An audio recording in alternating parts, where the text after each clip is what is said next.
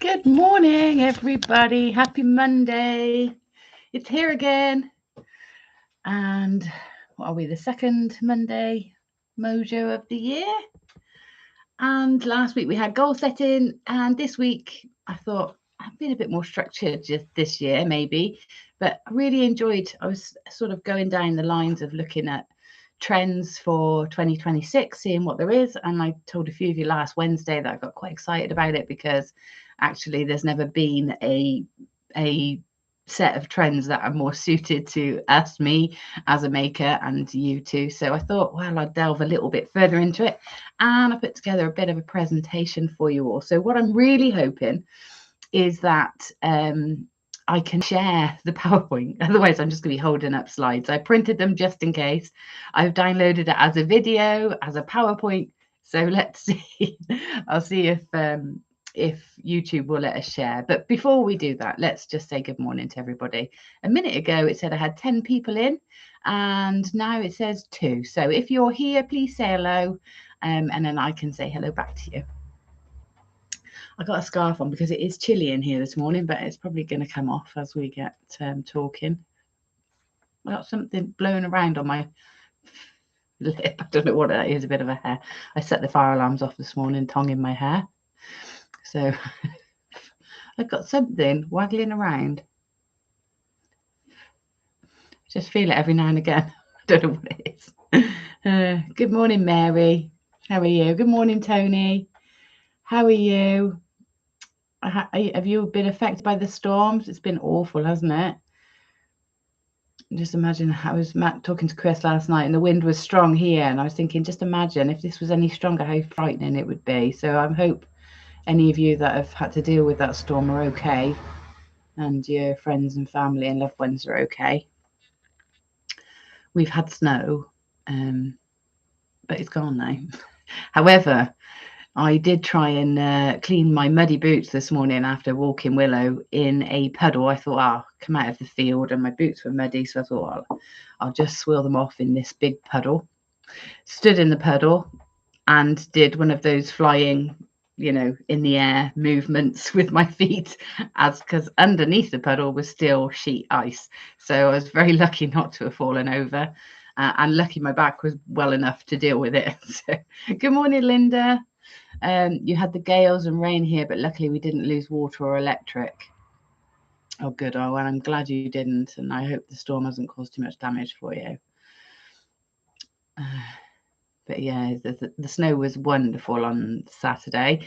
Woke up to completely white everywhere. It was really gorgeous. So the week before we'd gone to the coast and it had been snowing there, but it wasn't here. And then this weekend it was here. So we decided to take a walk and view the landscape here with the snow, and it was absolutely glorious.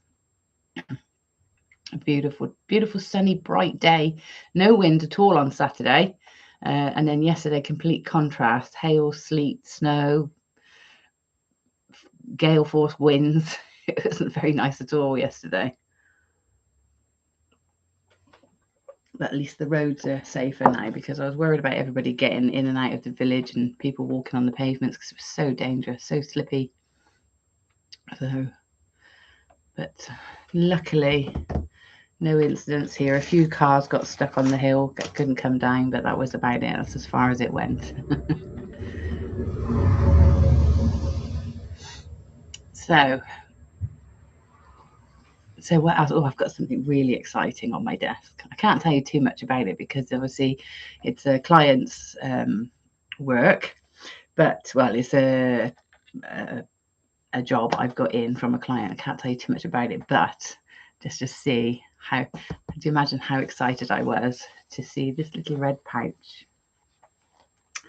Because you know what this little red pouch is? You know what brand it is? Good morning, Jane.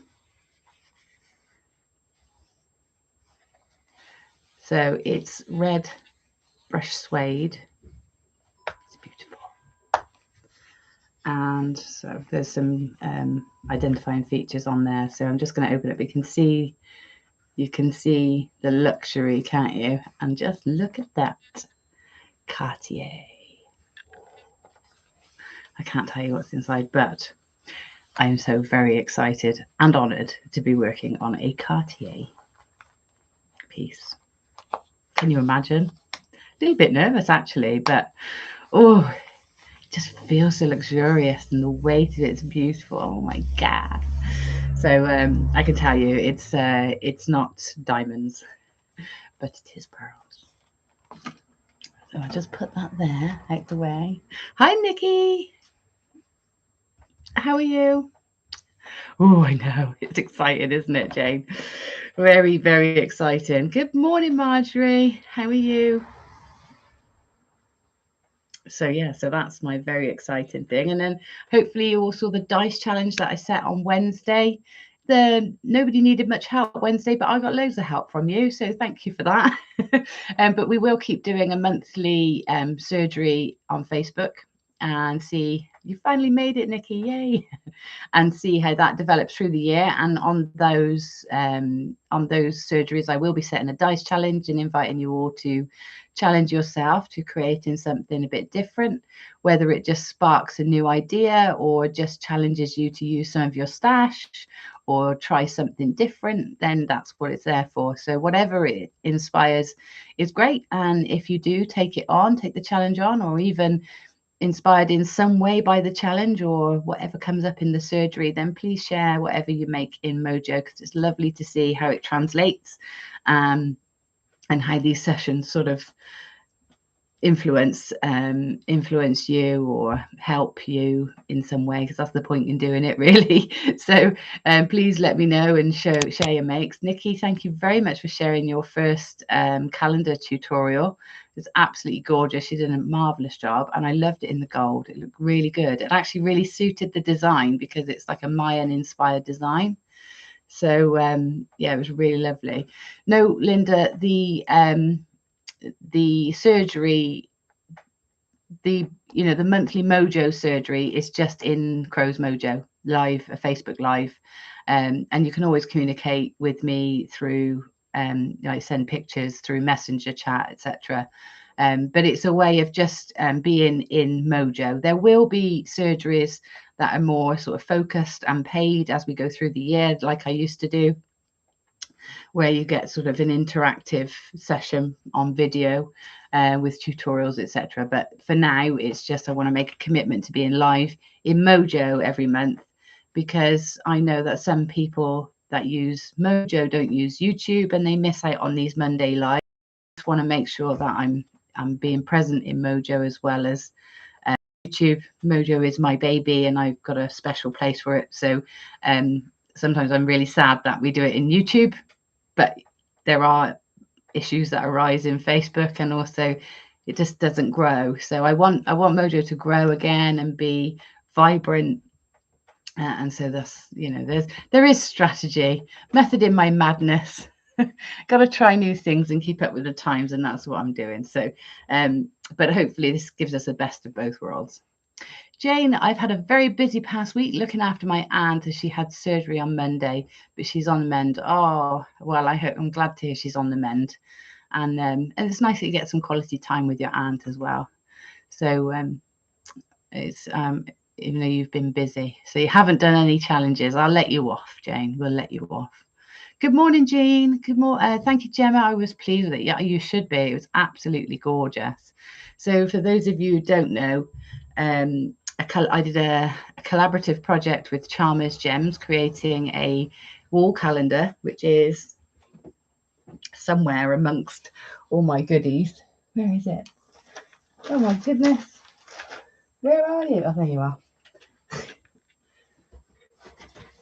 It's still available, by the way, so you're not too late. So just in case you haven't seen it, this is the calendar. It's a collaboration between Charmers Gems and Gemma Crow, and it's the 2026 gemstone calendar for the jewellery, for jewelers and gemstone lovers. So each month has a different focus on a gemstone. So giving you all the gemmy geeky facts and knowledge about that gemstone. And then it also has a tutorial. You can scan the QR code and it takes you to the tutorial page where you can download a PDF. You also get discount codes, which I should have covered up, for gemstones fluorite that month. And you also get a strand of gemstones that goes with this. So the projects are different every month. So we've got bracelets, necklaces. It's absolutely gorgeous. The back, let me just cover the codes a minute. Passwords and codes, because you get passwords for the sort of download area for the website. So there's some of the projects. This is the one that Nikki took on the other day. And if you haven't seen it, pop into Crow's Mojo and have a look. It's absolutely gorgeous. So it's still available. And in fact, I think the link might be in the comments.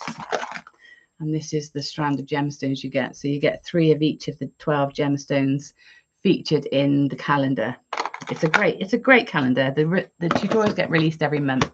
So January's went in early, so you got a head start. So well done, Nikki. You jumped straight on it, and thank you for sharing. It's really nice to see the first one come in. And this is sort of what you can expect in terms of a PDF tutorial. Lots and lots of instructions, lots and lots of pictures. There's February's there. So it's like eternity knot bracelet. Let me just give you an example. So you've got your materials, tools and equipment, nice and clear, and then very detailed, lots and lots of images, lots and lots of instructions. Not because they're very, very complicated tutorials, but because, you know, I didn't want to leave anything out. So hopefully, if you haven't got yours, you can order one through Chalmers Gems website, and it's ready for you. So there's January, there's February, there's March. What have I only printed out? So there's April. So yeah, so they're all there, ready to download. And also you get that lovely calendar to have on the wall. So I actually haven't put a nail in my wall yet to put it up, because I've actually got a new desk coming. It's not new, it's an old one, but it's perfect. It's actually exactly what I was looking for, and it just sort of landed on me by pure chance. So very excited about that. Thank you, Nikki. That's very nice. I'm halfway through the monthly challenge, which I'll complete later. Well done, Jane. Even though you've been busy, that's commitment. Oh, right. You can't get it through the code. Okay, Tony. Yes, I can send you that link. You've got the password, etc. I take it. So, Tony Davis.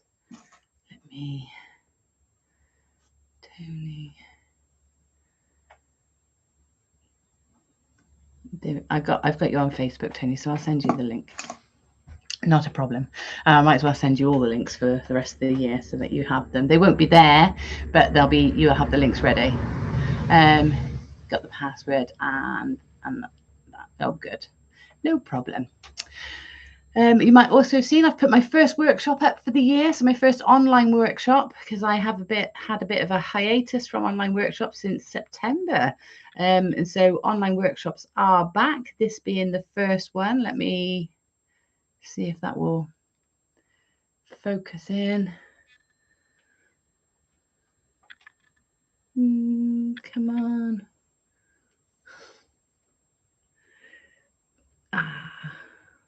Oh, you can see the picture. Oh, so close. Why is it focusing on me again? There you go. There's the bracelet with a clasp, etc. So it covers lots of techniques: twisting, braiding, building structure, and then creating clasps, and then finishing and things like that. So this one is on the 30th of January. So if you haven't seen it and you didn't know I was back doing online workshops, I am, and you can find them on my website, www.gemmacrow.com. Anyway, so you're all here. Hopefully you saw that today was going to be about 2026 jewelry trends, which got me really excited. And I am going to attempt to share my screen with you so that we can go through a presentation and I can illustrate properly because it's a very visual thing, isn't it, looking at trends. So hopefully I can illustrate it properly with a share. So shall I have a go? Because it might take a while. So have a go, talk amongst yourselves. Right, what's this say? Share screen. Let's see what it's going to give me. Jewellery trends presentation.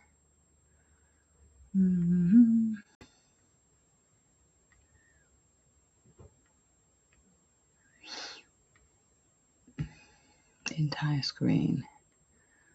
Okay.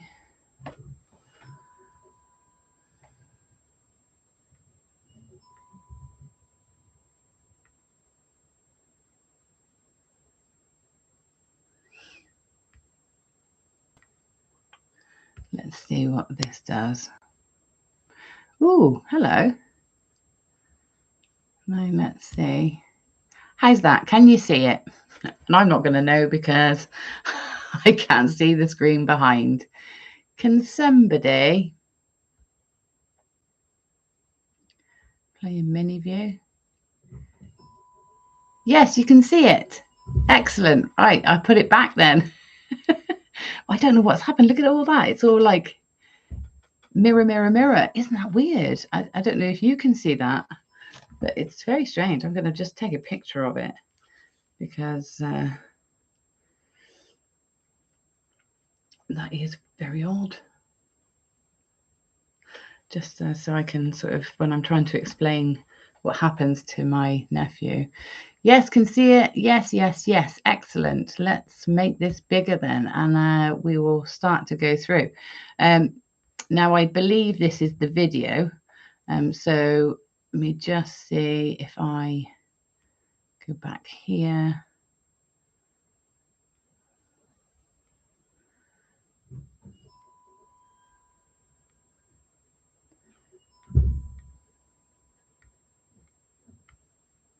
Right. Okay. Good. It might take me a few because, oh, let me hide that. Ah, now I can play and unplay. Oh, good. Okay. So jewelry trends for 2026 isn't about following trends. It's about using them as a framework to create work that is confident, expressive, and unmistakably yours. So that's the wonderful thing, and that's what's got me so excited this year about sorry, I don't know if you can see me, so I'm going to just put YouTube on to see how it looks your end, because I have no idea if it will actually let me watch my own video. Let's go home. Me. Let's see, what can you see? Oh, you can see me in the corner. Hello. Oh, you can see me in the corner. Hello. I'm slightly behind. Right, so what I'm going to do is I'm going to turn it down, because then at least I can see the comments. Looks like you have opened that page about 15 times. It does, Nikki, doesn't it? I don't know what that was about. Anyway, let's crack on. And the nice thing is now I know you can see me, I can actually speak to you. And I will be careful not to get a foam moustache when I drink my coffee. So then, you can see I've just put a few images there just to sort of illustrate some of the key things. You can see you've got tiger's eye there. You've got big, bold pieces. You've got organic shapes and forms and pendants. These are the big themes. So organic fluid shapes and pendants. And tiger's eye is playing a massive role this year in trends. I don't know what it is about tiger's eye that's got people's attention, but finally it has. Anyway, we'll look at that in a bit more detail in a minute. So moving on from here, I don't know how quickly this video plays, so if I pause it there. So oh, pause. So we're going to break the presentation down. Hopefully it would take maybe about 30 minutes, depends how chatty you all are. And then if you love tiger's eye, yeah, I thought that, Mary, I thought brilliant. I've got an absolute box full of tiger's eye, so I'm well in this year. Right, so just the introduction in a minute, what 226 sort of represents, what the movement is this year, how we can get involved. Then we'll look at the color palettes and gemstones that sort of complement those. Then the materials and textures that are really being popular, and then the styles and the concepts, which are, you know, the actual pieces and what they're representing, and this movement towards communicating and storytelling through your jewelry, which I think is what is the most exciting for us as jewelry makers. And then just a little summary and a handover to you guys, really. So let's go on a bit further. So here we've got a few images to represent here, and it says there's a trend to suit every maker. And I think this is the year of the artisan jewelry maker. I really think this is going to give us the opportunity to be appreciated for what we do. So looking at this year's jewelry trend predictions genuinely has me excited. And if there was ever a set of aesthetics that felt perfectly aligned with the way I make and the way many of you do too, this is it. What's especially exciting is how broad and inclusive these trends are. The themes, materials, and ideas coming through for 2026 offer something for everyone, giving us all plenty to feel inspired by. Traditional crafts, heritage skills, and artisan techniques are stepping firmly into the spotlight, working alongside cutting-edge technology and high jewelry in ways that we haven't seen before. So basically that bit there is referring to sort of the amalgamation of things like 3D printing alongside traditional materials, you know, new materials, plastics, ceramics and things like that, using technology. Particularly 3D printing is going to play a big role, I think, in revolutionizing, sort of achieving things you couldn't usually achieve, because there's permission now to use alternative materials. Okay, so the cabochon is also making a confident comeback. So you'll see like a resurgence of those 80s cabochon earrings, etc. And stones like tiger's eye are set to be seriously coveted. Dare I say, even challenging diamonds for attention. And I put that, I love the idea. I can't imagine it's actually true, but I love that idea. Storytelling and sentiment will play a powerful role, with meaning and intention taking precedence over pretty for pretty's sake. Strength, character, and individuality will win out. For us makers, this opens up really exciting opportunities for juxtaposing materials, textures, and concepts in playful, thoughtful, and meaningful ways.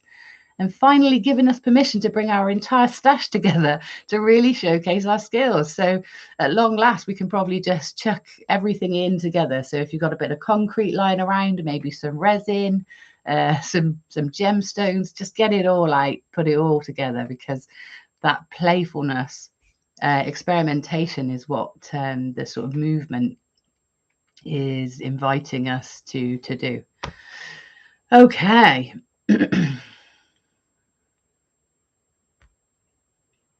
So here then, so color palettes and gemstones. Let me just move my tripod thing out the way because it's getting in the way of the top of my screen.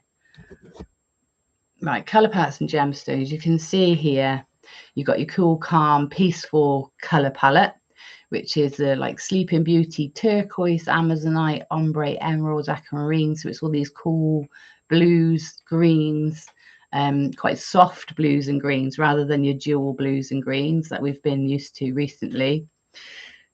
But then on the other end of the spectrum, we've got the fiery and expressive and bold color palette, which is more your garnets, tiger's eyes, bronzites, prunelles, rubies, carnelians, even going into perhaps your citrines, you know, your warm, really hot colors juxtaposed against your cool colors.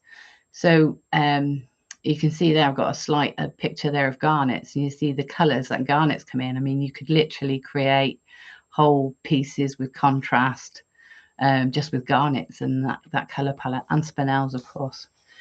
So here I've summarized that color is playing a powerful role in jewelry making. Yes, love the color palette.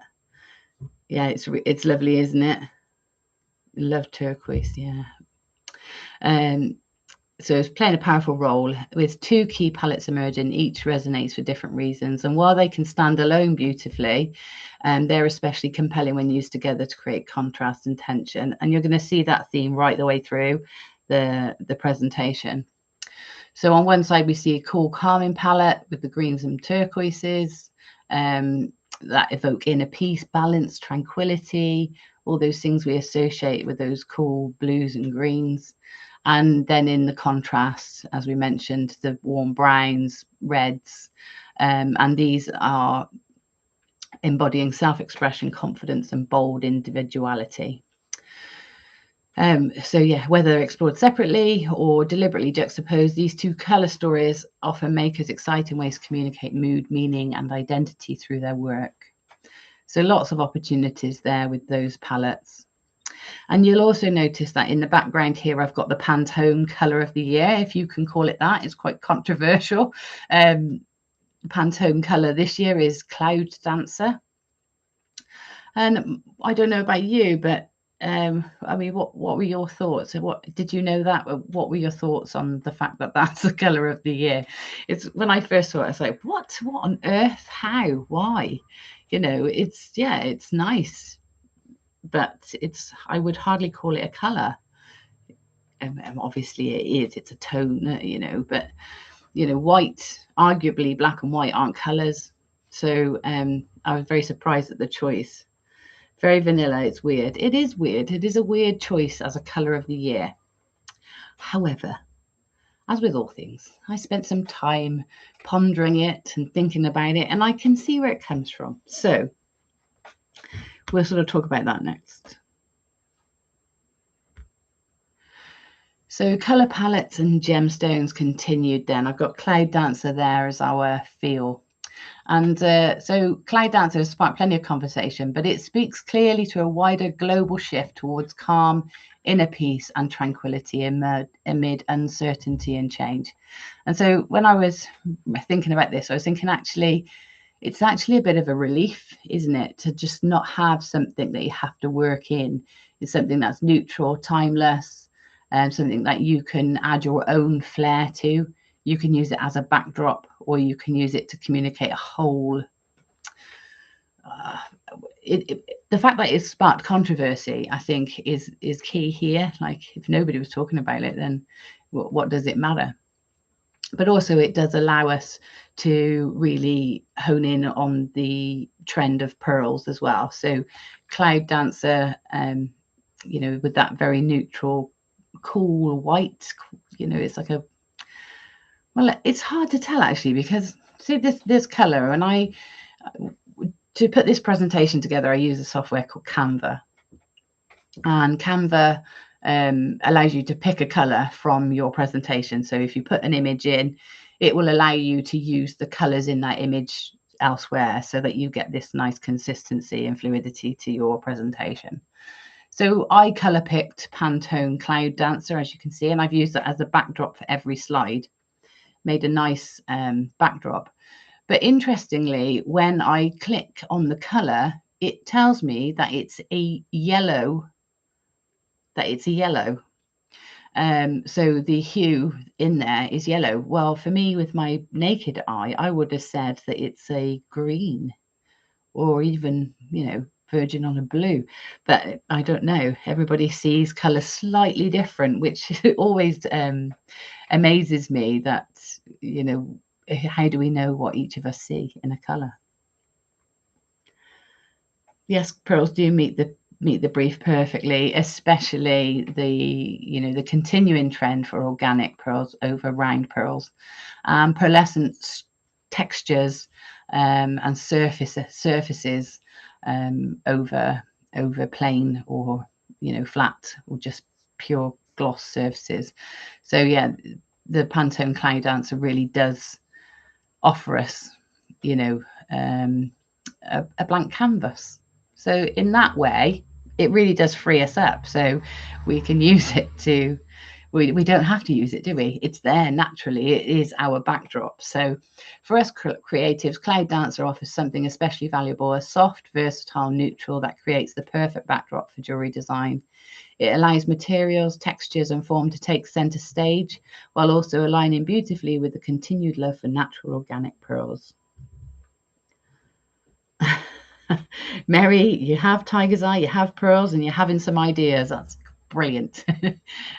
So as we move further through the 2026 trends in this presentation, we will see how organic pearls in particular embody many of the key aesthetic qualities of the year: softness, individuality, authenticity, and quiet strength, making them a natural fit across multiple trend directions. So yeah, pearls everywhere. Why not? They are the perfect backdrop or centerpiece. So let's continue.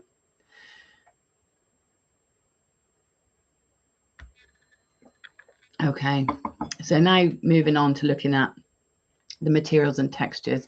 Now I've deliberately ordered the presentation in this way, looking at the colors, textures, etc., themes first before we look at the styles, because as we're going through this, I want you to have ideas like Mary is having. I want you to think about what you use, what materials you've got that complement what we're talking about, what skills you've got, what techniques you use before you look at what is fashionable.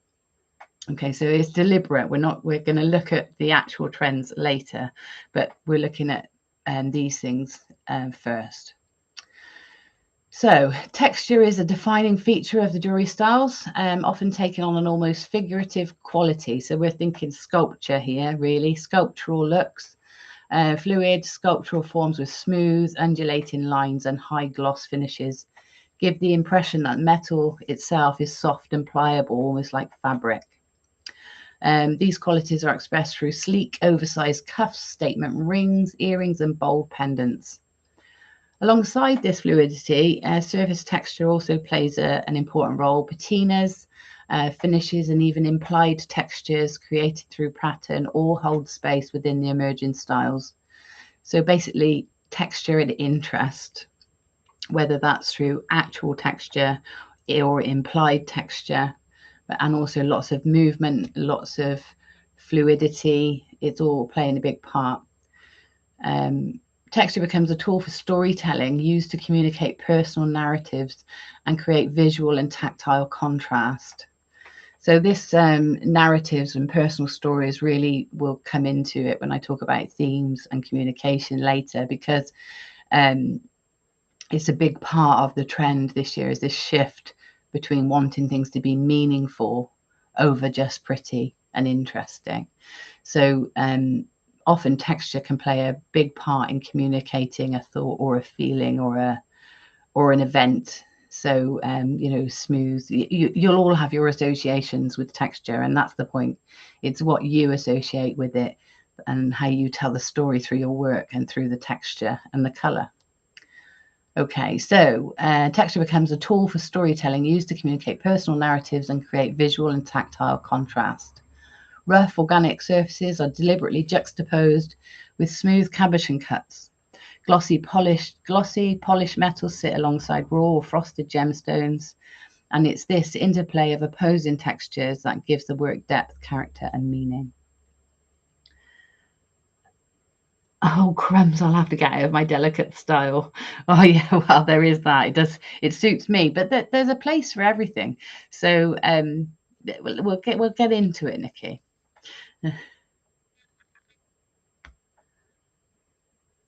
Let's play that. We can move on. Okay. So here, materials and textures. So when we're thinking materials and textures, I want you to think pleats, folds, and origami-like forms, structures that feel engineered yet soft, architectural yet fluid. So you can see here there's a mix of mediums. So whatever it is you use, there is a way of bringing these elements into your work. So leather or clay, because you can see in the cuff there and the pendant. Textiles, you've got the ribbon there that is undulating, and it's a satin ribbon, so it's also giving you that really glossy, almost metallic look. There's shibori there, there's felt there, there's sheet metal, there's wire, fold forming, wire work, you know, creating those undulating fluid shapes. So there's lots of scope for us as jewelry makers, and we will come on to beading as well. Beaded things are going to be a big part of the trends too. So just a few things to get you thinking about what you do already that is complementing the styles and you know, the textures that are going to be popular this year. Okay, so here we go, styles and concepts. Now we're going to have a look at actually what the styles are and what they're communicating. So, I mean, I have gone on the bold side here, but we'll come into it. I realised, Nikki, I might be frightening the pants off you. So basically, Tony says, so basically my weird and wonderful is coming into style. Yes, exactly. That's why I'm so excited, Tony, because finally I can do those big, bold things that people aren't going to go, what is that? So here we can see a big trend this year is going to be long pendants. So just literally a lovely pendant on a leather cord. If it can tell a story, even better. Yeah, so long pendants, long necklaces, layered beaded necklaces, a big thing. Big earrings, that's the biggest one. Massive earrings, studs. So rather than drops and dangles, we're talking things that are sitting high up, almost on your jawline, a part of your, you know, part of your face, you know, and the bigger, the better in terms of high fashion. You know, these things are catwalk. They will be tailored down for the high street and for the, you know, general consumer. But think big, think bigger than, think Dallas. You know, do you remember the big Dallas clip-ons? And I would say invest in some clip-on backs for your earrings, because I think, you know, if people are going to want these big looks, chances are they're not going to want them going through piercings. They're going to want them to clip on rather than go through their ear. I know I'd be terrified to wear something that big in my ear. And the other thing are big stacking cuffs. So either big solid pieces or lots of smaller pieces. But the trend of lots of delicate chains around the wrist is sort of phasing out. It's not going to disappear, but they will be layered and they must have meaning. So that's the key there. So even if you are making more delicate things, you've got to think about the meaning and the storytelling in that piece rather than just the aesthetic. So let's move on from here. We go more into this in a minute. So here we go. We got another set of images here talking more about the styles. So styles and concepts, long pendants, like I said, that's a big thing, and tassels. So you can create, basically you want something weighty at the bottom of a long strand. So you're creating a Y shape. So the Y shape is key, like bringing your whether it's a leather cord or a strand of pearls, like in this case here, and bringing that down into a V with something weighty on the end. That can be a tassel, that can be a gemstone, that can be a big metal shape or massive charm, but something that, you know, dangles. And, you know, the style is long, so under the bust or even right down to the waist is a popular thing. And I've put some images in here as well. Tassels can also help form that, if you can see that one, that here. And then your long beaded necklaces. Think about your malas, how they have sort of come into trend. So malas really brought in beads, didn't they, in a really meaningful way, and people sought out beads for their meaning, not just for their look. And that trend has continued, but rather than having that sort of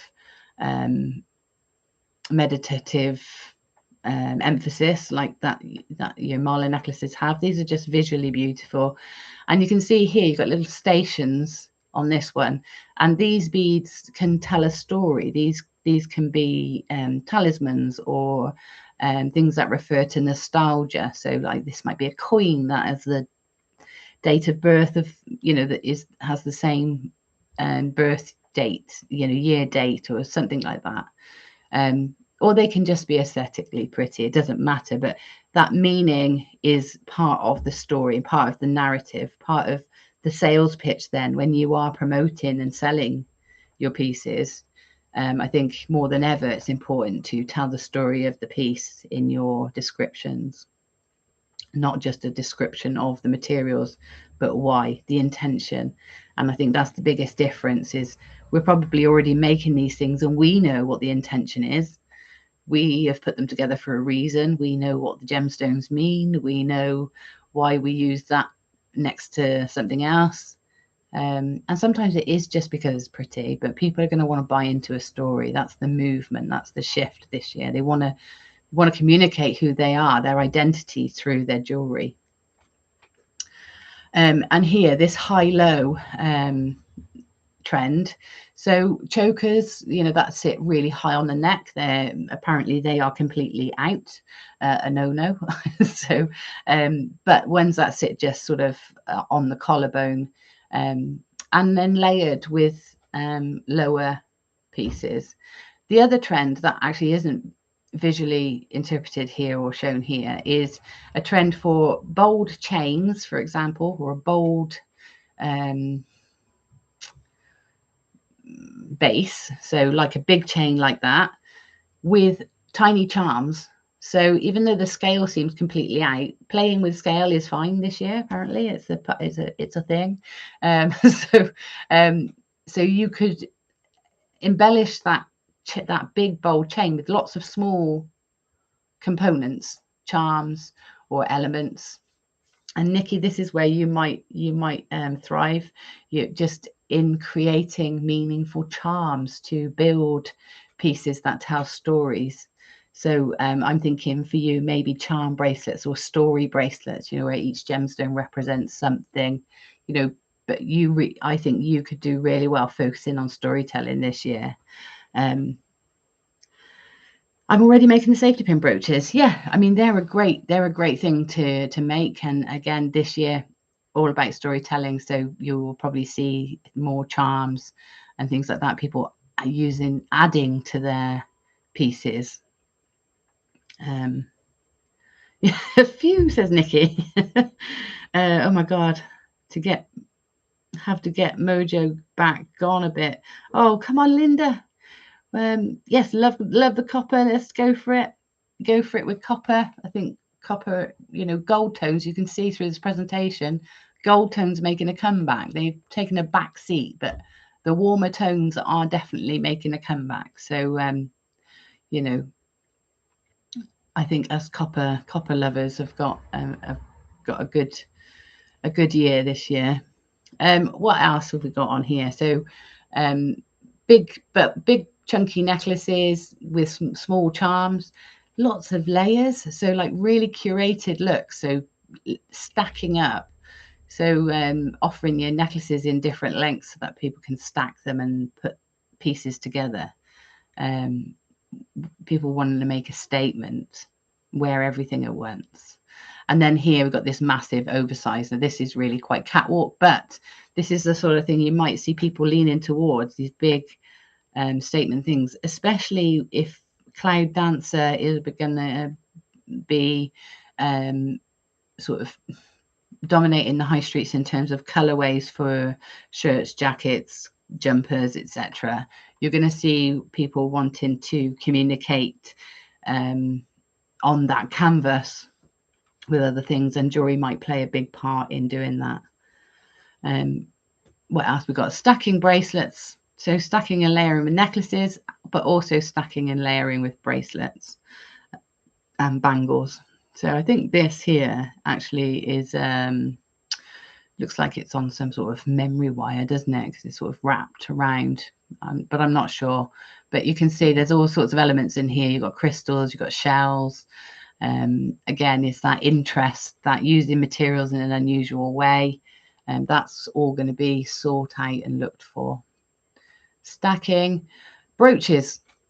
There is a brooch revolution, and I think we've seen it come in for a while, haven't we? Brooches are coming back, but brooches, particularly men's in menswear, if you look on any men's fashion page, you can see men adorned with brooches. It's like they're wearing them up high on the neckline, like instead of a tie. They're wearing them on their lapels, they're grouping them, they're spreading them out, they're wearing them on their arms, on their cuffs. They're really making a big comeback.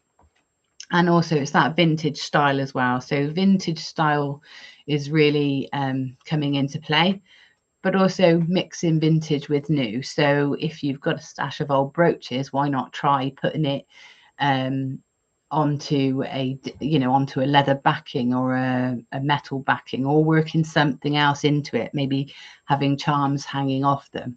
But I think the more individual, the better. The great thing with a brooch as well is that it can be worn anywhere, can't it? It can be worn, you can put a chain on it and it's a necklace. You can wear it, on its own on a lapel. You can wear it on a scarf. You can even wear them in your hair.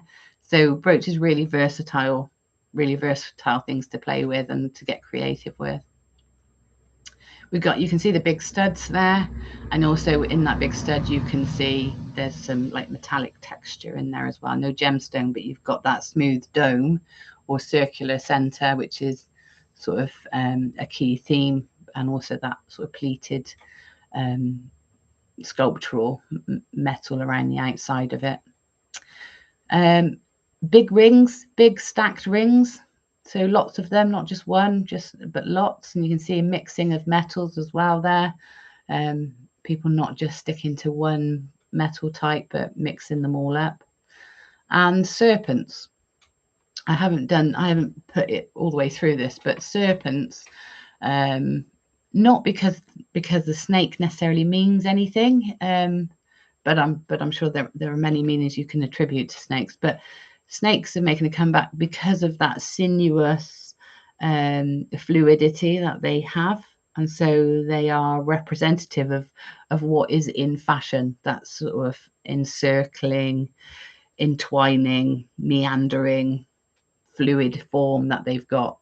They're just aesthetically pleasing, and they embody that that sort of form that's popular. So snakes and snake jewelry, I don't think it's ever really gone out, but it'll be back really big this year. Okay, what's next? Oh, sorry, Carrie, you've missed lots of the presentation, but it will be recorded, so you will be able to catch up. Okay, I'm just gonna have a drink because I'm talking a lot.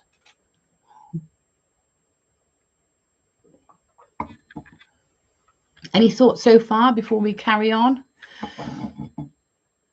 Anybody thinking, like, this is interesting, or I can see how I can interpret some of this, or something you particularly like so far?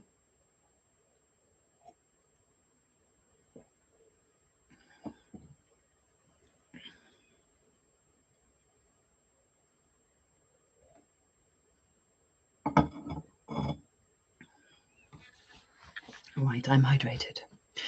Okay, so communication storytelling. So this is a big part, and this is the bit where I think a lot of us can get quite excited about. So a significant shift is taking place in 2026. Wearers are increasingly focused on what their jewelry communicates rather than simply how it looks. In many ways, it feels as though the consumer is finally catching up with the creative process of the maker. So, like, we as creatives have always been, creating jewelry with meaning, or having that connection to the jewelry as our creative outlet. And now that's actually what people are going to seek out, not just jewelry for jewelry's sake or pretty for pretty's sake, but actually telling a story or wanting to engage with that piece in a very different way. So this is something we've been doing instinctively for years, embedding story, intention, and meaning into our work. What's different now is that those stories are being sought out, understood, and genuinely appreciated. There is a clear move towards power over pretty and meaning over surface level aesthetics. Jewellery is being chosen as a form of self-expression, identity, and personal strength. For makers, this is a pivotal moment. Our processes, materials, and narratives matter more than ever, and it's truly our time to shine. And this is why I'm so excited, because I really think that this is where we get to go. We get to say, look, we've been doing this the whole time.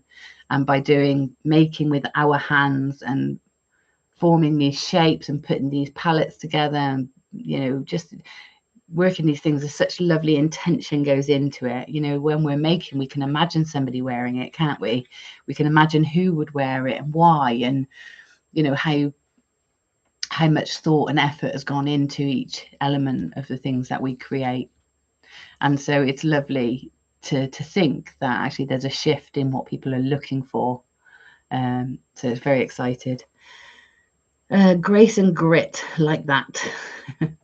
I'm liking the bold standout designs. You can work with that. Yeah, definitely. We'll get the big beads out and brainstorm. Yes, that's good. I'm going to get the wood beads out, because I've got some massive ones and I can really go to town with those.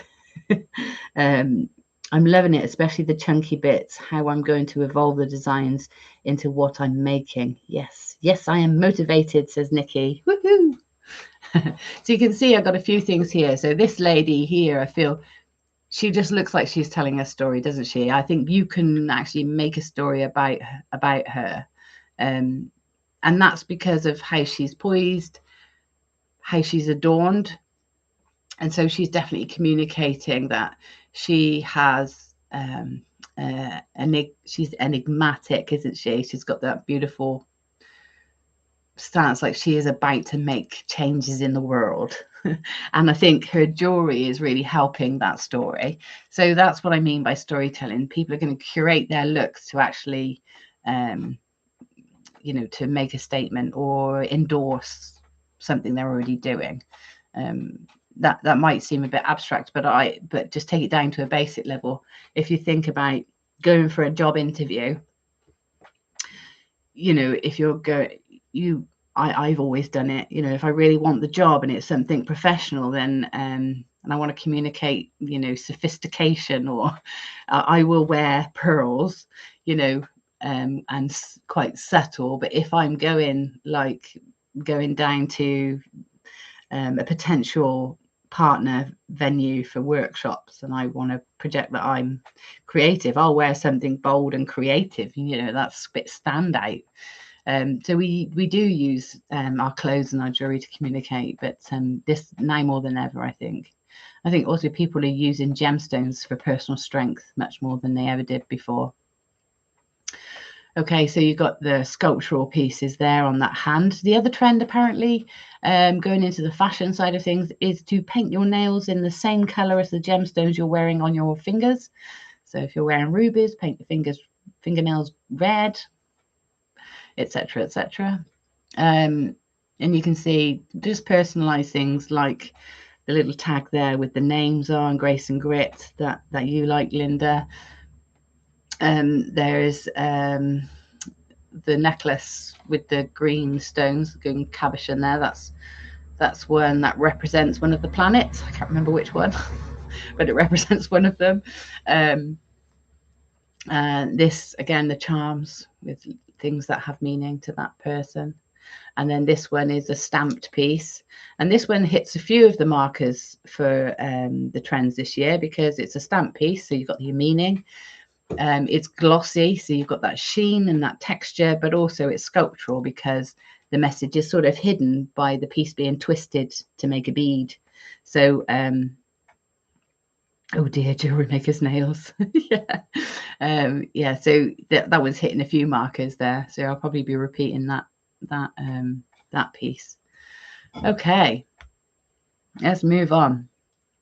So here's some of my beautiful students from over the years. I love to use these pictures now and again. Oh, I wonder who has that piece now. Is that you, Jane? Okay, so our time to shine. This is where I want you to get really excited. So as we move into 2026, jewelry trends are pointing us towards something deeply reassuring. Authenticity matters, skills matters, stories matter. The themes we've explored, craft, texture, contrast, colour and meaning, aren't about chasing perfection or copying a particular look. They're about understanding how materials, processes and intention come together to communicate something real. Many of the techniques and ideas shaping these trends are things that you have already practiced, experimented with, and already questioned them in your own work, just as we've been talking about. And that's not a coincidence. The industry is moving closer to the maker's mindset, where exploration, curiosity, and individuality are valued. Exciting. Okay, so my final thoughts then for you. Hello, sorry you're late. We'll watch back later. Yeah, you'll love this one, Leslie. It's going to get you thinking all about your creative confidence again. And yeah, you'll definitely find things to suit you this year. Right. So final thoughts then. Remember, trends aren't rules, they're tools. So they give you the language, context, and confidence to back up your creative decisions, not to limit them. So, you know, you can find something within those trends that suits you. So use them to back you up, not to limit you. The strongest jewelry you will make won't come from trying to look like someone else's work, but from leaning into your own process, your own questions, and your own stories. Make the work that feels honest to you. Follow the ideas that keep resurfacing in your sketchbooks and experiments. And those instincts are worth listening to. So this is the year to listen to yourself. 2026 is an invitation to be bold, curious, and unapologetically yourself as a maker. And that is, I think that is what is exciting, is that you can really be yourself, because your story will matter and resonate with somebody. So the story that you're telling in your jewelry, tell it. You know, don't hold it back. Actually tell the story. Why was it put together? Why did you choose those colors? Why did you polish the metal in that way? Why did you choose garnets over spinel? You know, what are the stories? When you are making it, who are you picturing? You know, what circumstance, what time in your life does it reflect? Tell stories, write poetry, but through your jewelry. And we all have those stories. Sometimes they're subconscious when we're creating, and we don't actually bring them to the fore. But this year is about actually being conscious with what you create, and really being confident to share that story. So, you know, if it's got meaning, you know, where does it come from? Where does that meaning come from? You see here, I've got a few images. So I've got the main image is me being, one of the images, me being very excited about gemstones. I use that one a lot. I love that picture because that's my, I love this gemstone face. And here, this picture here, if any of you in here, which I think most of you have done this workshop with me, this one where you create a board of inspiration. It's basically you being authentically you. If you've got that, this is, you know, really bring it into play this year. Go back to it. This is the core. This is the core you. Go back to it. Use it again to inspire you. And, you know, think about why. Why do you love the textures of the trees? You know, why do you love orange? Why do you love bold or crazy? You know, what are those stories in your work? And just, you know, be inspired by yourself. You've got so many stories to tell, so much strength, so many things that you've encountered or been through or helped somebody else through. There's so much in so much richness in your life as a creative and just as a person, that you've got infinite experiences to draw on. So storytelling in your jewelry this year, I think, is going to make you bang on trend, and also really in touch with yourself as a creator as well. So very exciting times ahead, I think. I can't wait to see what evolves.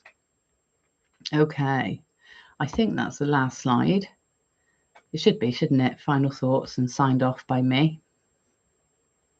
Yep, that's the last slide. So I'm going to minimize this. Am I? No, that's making it bigger. Let's minimize this and see if I can get you back. I don't want to end the stream. Stop sharing. Aha! I'm back. This is great news. It is great news. Yay!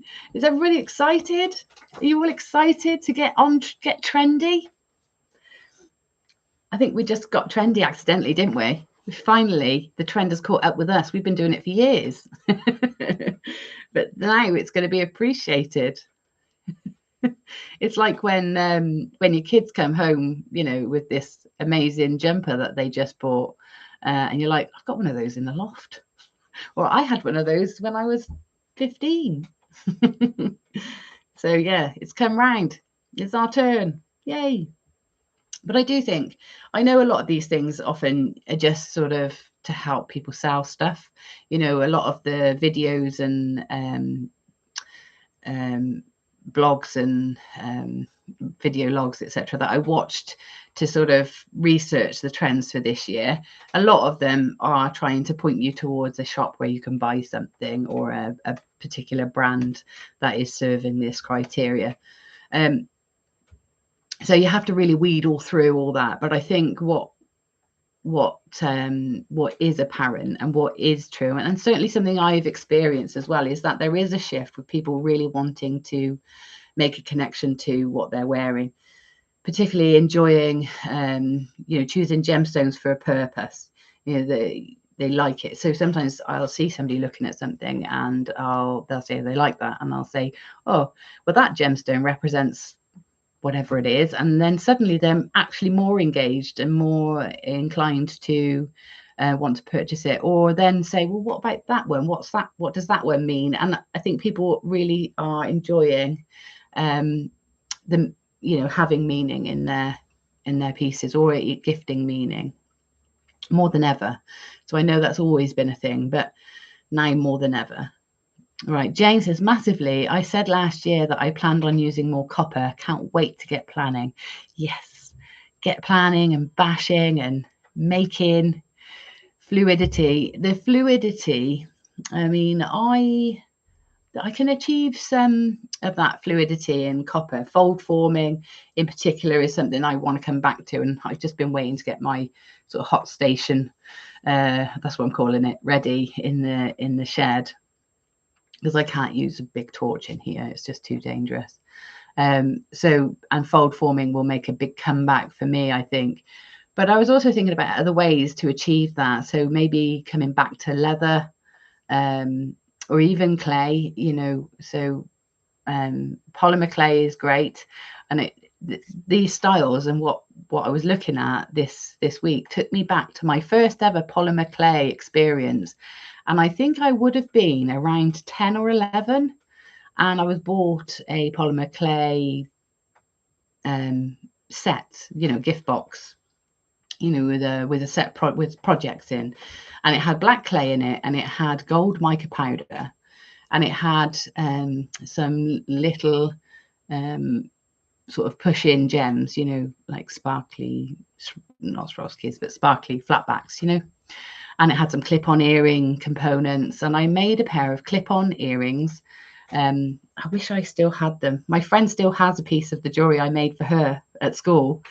She sent it to me a few months ago, a picture of it, and said, look what my mum's just found. I was like, wow, gosh, I made that when I was about 10.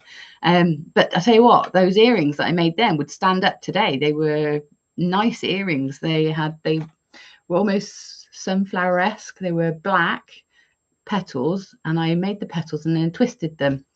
I did them round and put one of the crystals in the middle, put it on a stud back, and it would have been so fashionable right now. It's so on trend. So it made me think about that lovely, fluid, glossy, metallic look that I got with the copper. So if you're not confident in moving metals in that way, and I'm certainly not confident getting the finish on the metal in, you know, those extreme glossy textures, because I just don't have the equipment. So I'm thinking maybe I can achieve that look, but going back to working with clays, so maybe polymer or maybe milliput, and I can get those really brushed, glossy surfaces with lots of texture and fluidity. So, you know, it's about thinking about the materials and what your skill sets are. So don't think about your skill sets as limiting you. Think about, well, what do I want to achieve and what can I achieve that with, rather than, oh, I can't do that in metal. Well, create the look in something else. Fabric, textiles. There's so many materials that you can use to create these looks. So really draw on your skills and your experiences to see what you can put together with those themes in mind. Anybody else got any views, points, opinions?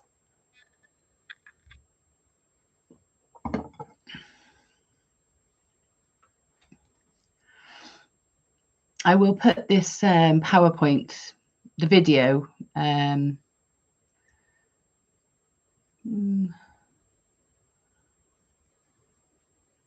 shall I put it?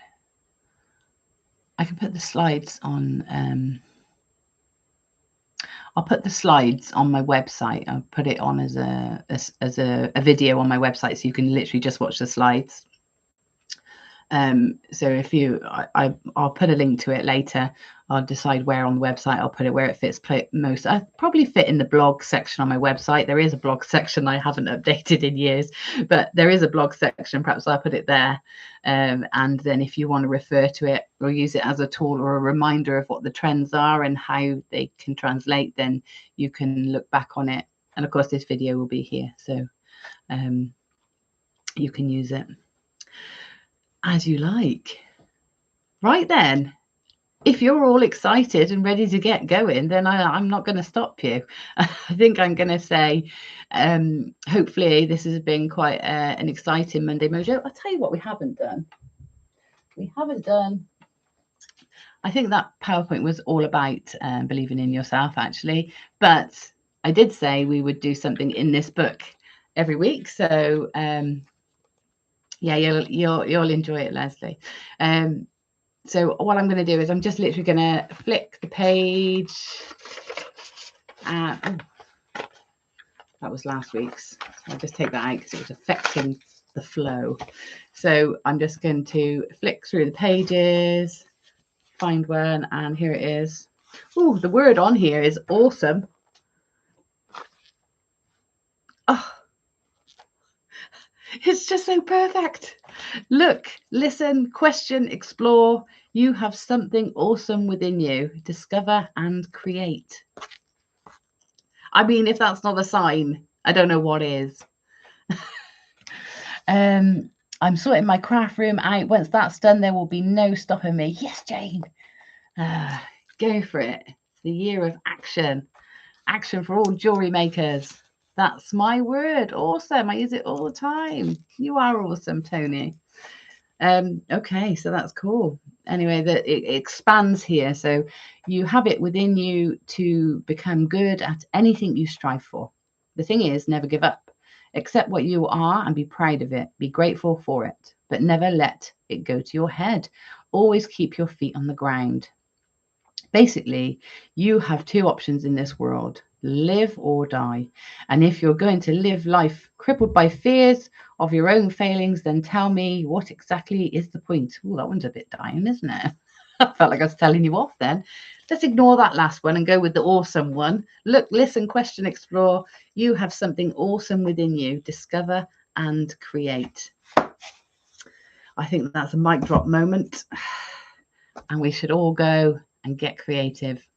So even if you can't actually physically make something today, maybe mind map some ideas, write down key things that are inspiring you about the trends coming up, or the things that you think really resonate with you, and just get something down so that you, when you get that opportunity to get to your desk, you're ready, you've got it. And as much as I want to get creating and making, I am actually going to open this little red bag. So Leslie, I know you missed it, but this, I'm just hiding the marks. This is a Cartier bag with Cartier pearls inside that I have the pleasure of bringing back to life. I'm so excited. Okay, so Ideas are coming in. Great. Thanks, Joe. You're welcome, Linda. Nikki, thanks for all the work you have put into this, Gemma. So helpful, inspiring. Oh, good. Thank you. I've really enjoyed putting it together for you. And if it wasn't for you, I wouldn't have been inspired to put something together to share. So thank you for giving me your time and attention and a purpose to actually look into these things. So thank you to you too. Right. Have a fantastic week, everybody. I don't think I'll see you again until next Monday. And I think next Monday we'll just get back to our mystery makes, and I want to catch up on all of your ideas that you've been having this week. Okay, so please keep them coming into Mojo. Anything, brainstorms, pictures, images, actual creations, ideas, pictures of trends that you have listened to this today and now you're seeing it everywhere. Put the pictures in. Let's flood Mojo this week with inspiration. Okay, right. See you all very soon. Bye.